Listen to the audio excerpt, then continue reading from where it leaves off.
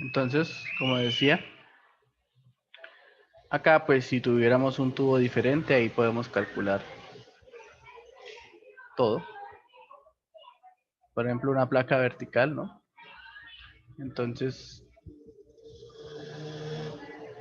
una placa en donde el flujo entrase así, ¿no? Entonces se calcularía como un cilindro. Y pues acá simplemente es cuestión de tener claro cómo se calcula esto y ya. ¿Sí? Recordemos que, bueno, aquí viene la pregunta, entonces, ¿cuánto es el diámetro? Pues mira, aquí les dice cómo calcular el Reynolds. Reynolds es con el diámetro, entonces hay un diámetro equivalente para estas figuras. Entonces, lo mismo, si usted tiene esto, así, y quiere calcular esa tubería, pues simplemente, mire, el diámetro es esta distancia acá. Pues ustedes ya con geometría sabrán cuánto vale esa distancia, ¿no? Entonces, no sé, así. 2 apotemas valdría, ¿no? Sabrán ustedes ya cómo se calculará eso. Listo. Entonces, pasemos a banco de tubos. Para banco de tubos vamos a utilizar como ejemplo de solución. Vamos a utilizar, ¿dónde está? Primero, ustedes tienen este PDF,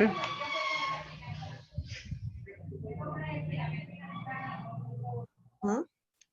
¿no? Bueno, este PDF lo hace Yesid y se lo entrega a los estudiantes cada semestre. No sé por qué últimamente no lo ha hecho. Tal vez porque está hecha la trampa y prefiere no dárselos. Pero mira, aquí está todo.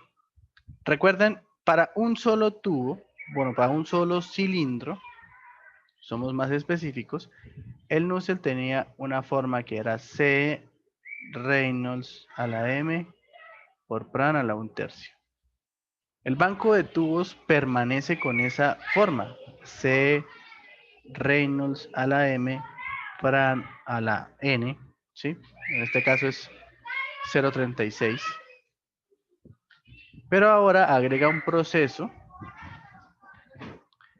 Es un proceso que tiene en cuenta la temperatura superficial, digamos un poquito más de la temperatura superficial, y es multiplicar, o sea, si ustedes se dan cuenta, este es como si fuera el Nusselt para un solo tubo, con un Reynolds modificado, que se llama un Reynolds máximo, que ahorita ya vamos a hablar cómo se calcula ese Reynolds máximo, pero es como si fuera el Nusselt para un tubo, para un solo tubo, con una pequeña modificación acá, y esta pequeña modificación, ¿a qué hace referencia? Que digamos que en los procesos de intercambio de calor por banco de tuberías, si alguien no ha visto nunca un banco de tubos, un intercambiador de banco de tubos, ¿se acuerdan de nuestra gloriosa escuela? Dios. Ellos a la entrada, por ejemplo, de lo que era la sala de los profesores, hay unos intercambiadores así. No sé si alguna vez le hablé a ustedes. O no sé si han visto estos intercambiadores que tienen, que son una cajita y que por una de sus paredes se le ve unos tubos que sobresalen de esta forma. Esos tubos que sobresalen de esa forma, ¿qué son? Es un banco de tubos. Entonces, esto es un intercambiador de calor. Si, o sea, si lo viéramos desde la termodinámica, es un intercambiador de calor que por los tubos, entonces digamos aquí ingresa un fluido, acá ese fluido sale, ¿no? Ese fluido intercambia calor sin mezclarse con otro fluido que normalmente este es un gas, normalmente, y esto es un líquido. Entonces, lo que está haciendo el gas es entrando a, si nosotros hacemos un corte por acá con un plano, entonces lo que vamos a ver es esto, ¿no? Y la disposición puede ser de esta forma, ¿sí?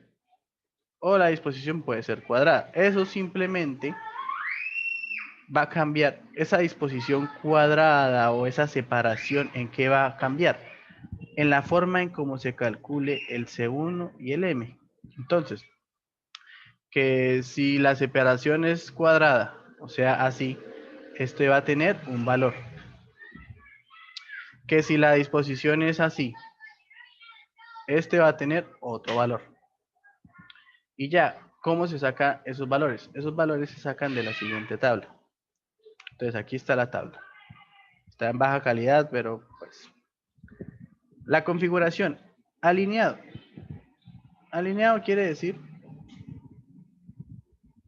esta configuración. Y me dice, mire, si el Reynolds está entre estos valores, estos son los valores de C1 y de M. Entonces, listo ya. Strayed, que es este de así, triangular. Sí, entonces lo mide en el mismo valores, entonces mire cómo cambia el C. Solo cambia el C1, el M no cambia, pero pues hay que tenerlo en cuenta. Entonces vamos a separar esto. Esta primera es para el rango, para hacerlo con esto. Estas primeras en verde son para el rango, ahí se quedó muy feo. Son para el rango de 10 hasta 10 a la 2, el Reynolds. Luego viene otra vez alineado y Strayed, ¿sí? Y entonces ahí le dice que calcule el S aproximadamente para un solo cilindro, ¿sí? Las constantes que teníamos, digamos, como si fuera un cilindro simple. Luego viene este alineado solito en este rango. Luego viene Strayed en este rango, Strayed en este rango, ¿sí? Hasta acá. Este sería la otra.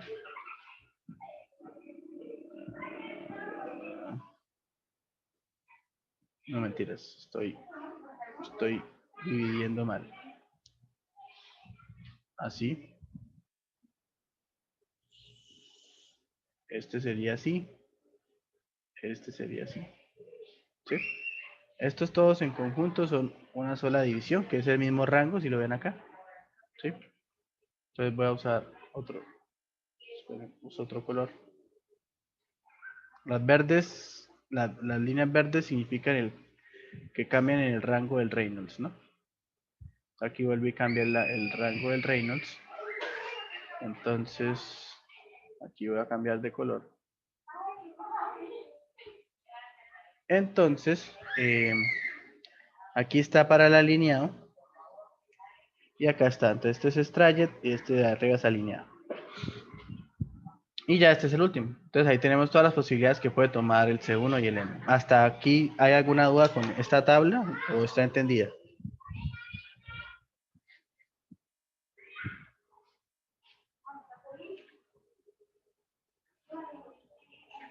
Entendido. ¿Listo? Perfecto. Entonces, ahora, nuevamente, ¿qué pasa? Esta tabla solo funciona si el número de columnas es mayor que 20. ¿Qué son las columnas? Simplemente aquí, esto de acá, una columna, 2, 3, 4, 5, 6, 7, 8, 9, 10, bueno, 20. Si son 20 es esto. Si no es 20, sino que es menos, pues simplemente se calcula el Nusselt para 20, pero se utiliza un proceso de corrección con otra constante. Y ese nuevo corrección pues está en esa tabla, ¿no? Entonces, no, que yo tengo una regla alineada de 10 tubos. Entonces calculo el del 20 y lo multiplico por 0,97. Listo. Eso es el proceso para poder calcular el Nusselt. Pero bueno, hablemos acá un poco. Tenemos estas dos disposiciones. La configuración se caracteriza por los parámetros del diámetro, el paso y ya. ¿Sí? Entonces, el paso transversal, el paso longitudinal y que está medido entre los tubos. Entonces, la disposición cuadrada no quiere decir que esto necesariamente sea un cuadrado. ¿Sí? Porque SL y ST pueden ser diferentes. O sea, no pasa nada. Pero es básicamente que si yo uno los centros, pues voy a obtener un cuadrilátero. Acá si yo uno, digamos, los centros, pues voy a tener es esto, ¿no? Entonces esto es un arreglo alternado. ¿Qué pasa? Cuando el arreglo es cuadrada, pues es un poco más sencillo, porque la velocidad va a venir a ser más o menos esto, y con esto voy como a explicar un fenómeno que se llama el fenómeno de la bifurcación y que es importante tenerlo en cuenta. Aquí nombran... Uy, ¿qué pasó? ¿Qué pasó? Aquí nombran un plano que se llama el plano A1. Esto es básicamente que es como si el fluido llegara y hiciera esto, ¿sí? Se desarrollara así, aquí o sea, más o menos ese fenómeno es el que sucede, ¿sí? Cuando es alineado, con seguridad sucede eso. Pero cuando no es alineado, pues puede que se genere algo como así, ¿sí? O que se genere todos así. Entonces, este fenómeno hace que el flujo pues tome otro camino y no sé qué. Entonces, aquí se debe calcular un valor que se llama una velocidad máxima, que con ello voy a calcular el Reynolds máximo. Porque aquí el Reynolds sigue siendo un Reynolds diametral, que era densidad por velocidad por diámetro sobre viscosidad. Pero ahora esta velocidad debe ser, no es la velocidad con la que entra el fluido, sino un valor que se llama velocidad máxima, que depende del arreglo que tienen los tubos y del desarrollo que tiene el flujo. Si el fenómeno de bifurcación se desarrolla en el plano A1, para ambos casos la velocidad máxima tendrá una ecuación. Si se desarrolla la bifurcación en el plano A2, que ese caso solamente se daría en un arreglo alternado, la velocidad máxima tendría otra ecuación. ¿Y cómo son esas ecuaciones? ¿Y cómo se determina el desarrollo del flujo en el proceso de bifurcación? Hay un criterio. El criterio es este. Esta velocidad que tenemos acá es si la velocidad se desarrolla o la bifurcación se da sobre el plano A1. Ahora, ¿cómo determino si la velocidad máxima ocurre en el plano A2? Se da siempre y cuando se cumpla esta desigualdad. Aquí se define un paso diagonal y aquí está básicamente la forma de calcular el paso diagonal. Aclaro, esta ecuación, esta desigualdad es exactamente esta, ¿sí? Es que en algunos casos a ustedes le dan el paso diagonal, pues si ya tienen el paso diagonal usan esta. Si no tienen el paso diagonal, seguramente tienen el longitudinal y el transversal, y entonces utilizan esta desigualdad, pero es exactamente la misma. Si la desigualdad no se cumple, entonces el desarrollo de la velocidad máxima se dará en el plano A1. Si se cumple la desigualdad, el desarrollo se dará en el plano A2. Y si el desarrollo de la bifurcación se da en el plano A2, la ecuación que se va a usar es esta. Está acá. No sé si tienen una duda con respecto a eso.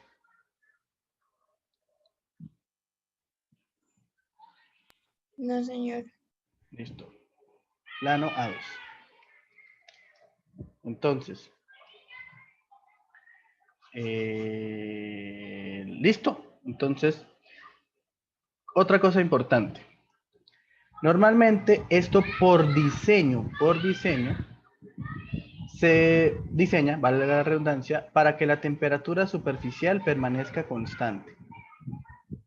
Esto es tan complejo que ustedes aprenden a diseñar esto con otro nombre que se llama unidades manejadoras y le dedican todo un corte en térmicos y es muy complejo, de verdad. Pero ya ahí tiene incluso en cuenta el proceso de condensación del aire que es de Termo 2, ¿no? Por eso que le piden ambas materias. Se diseña para que la temperatura superficial permanezca constante. A esto normalmente le entra un fluido y normalmente entra un fluido en condensación. ¿Por qué un fluido en condensación? Porque el fluido en condensación permite que la temperatura superficial sea constante. Entonces, suponga que entra vapor que se condensa y pues aquí que voy a tener líquido, pero eso garantiza que cuando el fluido pasa, porque aquí va pasando,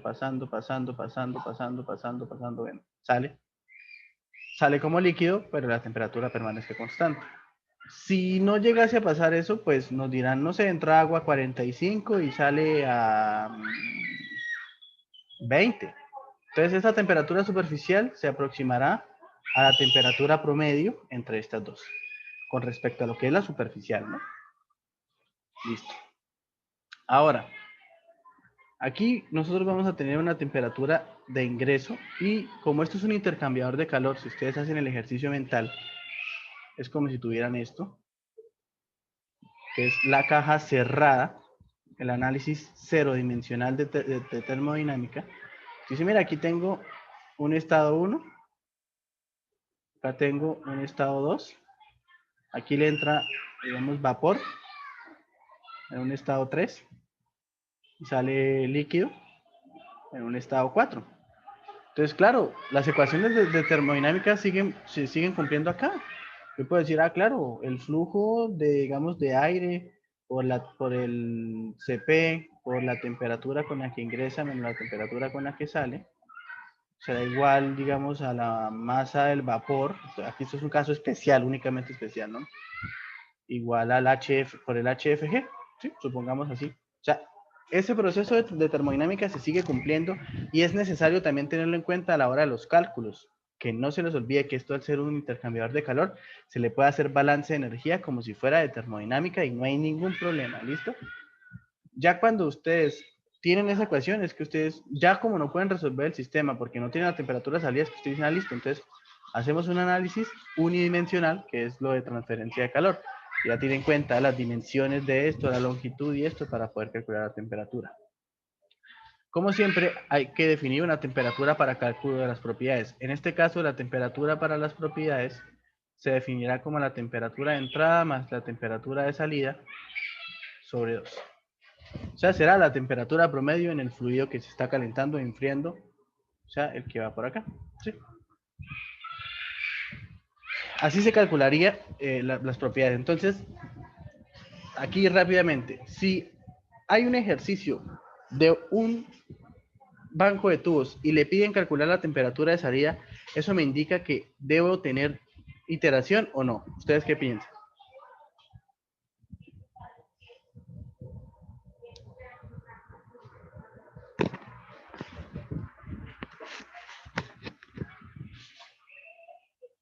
Aquí dicen en el chat.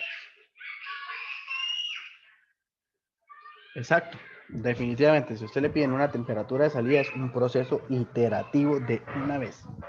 Y entonces, acá, porque esto choca mucho con los tubos, otras cosas que piden es, por ejemplo, la caída de presión y demás. Ya como ahorita no nos alcanza el tiempo para hacer un ejercicio completo, en estos 3 minutos que nos faltan, les voy a mostrar este IES que hice, simplemente. Aquí hicimos un IES muy parecido y aquí pues ya quedaría para mañana iniciando, calcular. Vamos a hacer un ejercicio y con este ejercicio pues mira, aquí usted simplemente pone el gas que quiere, pone la presión, la distancia longitudinal, o sea, esa separación entre estos dos. Esta separación entre estos dos, la separación entre estos dos, la longitud del tubo, cuántas filas hay, 1, 2, 3, 4, en este caso hay 10, y cuántas columnas y cuántas filas, entonces 1, 2, 3. Esto me daría entonces una cantidad de 100 tubos. Usted pone esas condiciones y simplemente le da este botón y listo. Esta es la temperatura de salida y este es el calor que se transfiere en el proceso. Y acá pues simplemente podemos variar la longitud. Por ejemplo, si solo queremos 2 metros de tubería, ¿qué pasa con el proceso? Mire, la temperatura permanece igual.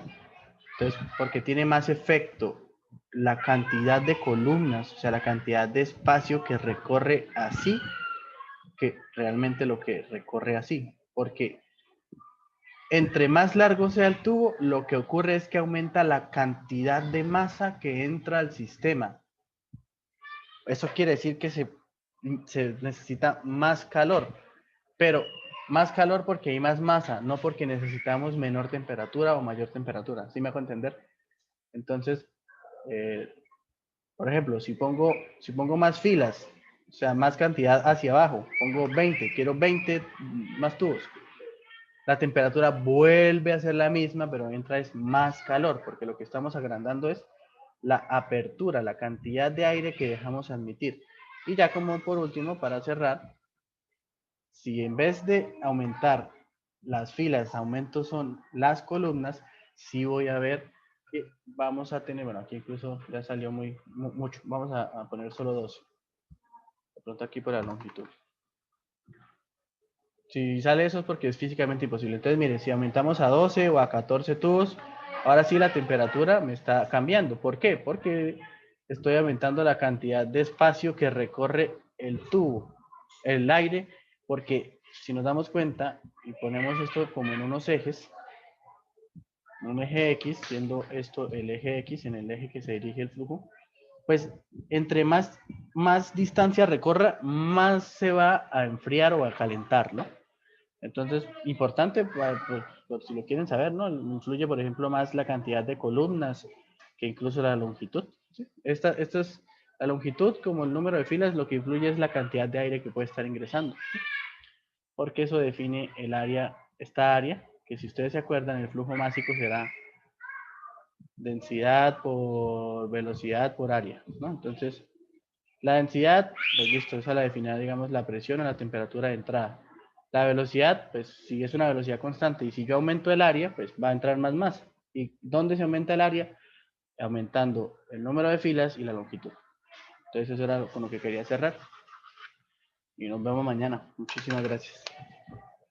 Robin, ¿me podría pasar el ES, por favor? Es que estaba mirando mi ES y entré a lo que usted me dijo que era Y no lo tienes. información de funciones y solo me salen propiedades de los fluidos, Sí, de me he dado ciclos cuenta. fluidos. Yo le voy a pedir a Anita, la de Físico-Mecánicas, que me haga el favor de enviarles un correo oficial para que le envíe a todos el porque muchos me lo están pidiendo. Entonces, yo creo que mañana les estará llegando al resto, ¿listo? Ah, ok. Listo. Entonces luego no lo paso. Sí, porque me toca por correo. Ah, ok. Bueno, Gracias. ok, chao. Hasta luego.